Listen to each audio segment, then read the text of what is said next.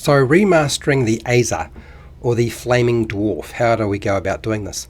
This is kind of a mess. It's got some really strange numbers in it. So the first thing about the Azer is the armor class 17. It's way too high for a challenge rating monster of 2. Like, that's just way too much. Now, natural armor, yes, that makes sense. We've got that built in. I made it a 14. That's much more in line. It should be closer to a 13, but 14 still within the bracket.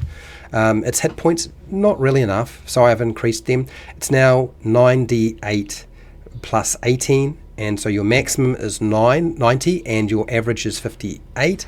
And I would go for the 90 if you've got experienced people, and a lower number if you're dealing with less experienced people. People are new. Con save is fine, of +4. I did add athletics +5. I think they should be good at athletics. They are strong and they are tough. We've got damage immunity to fire and poison, which makes a lot of sense. Condition immunities to being poisoned. It's a dwarf. It's just a fire dwarf, so that makes sense as well. And so it's got 120 feet of dark vision. I don't want it to have dark vision like a player character. Tremor sense as well, because it's near seismic activity, and there is sort of a lot being talked about recently about how playable dwarves should have tremor sense. So I've given them 30 feet of tremor sense. Always works.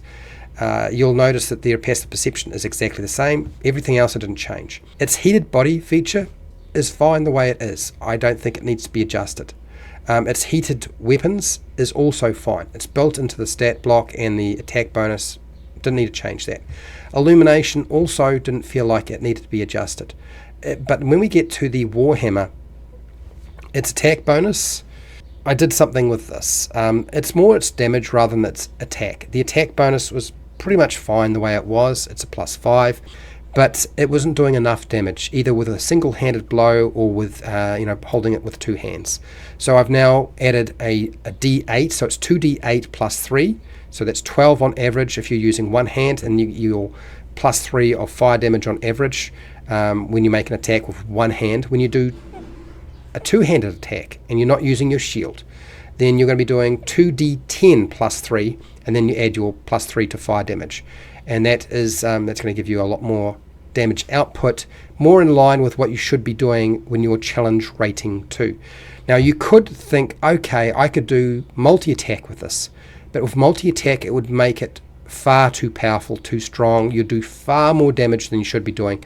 So I don't think that's the solution. I think this is the solution. I know it doesn't fall in line with how weapons work for player characters, but it's a monster, so they can work slightly differently, and it'll be fine. This is what I would do if you're making adjustments to the Azer.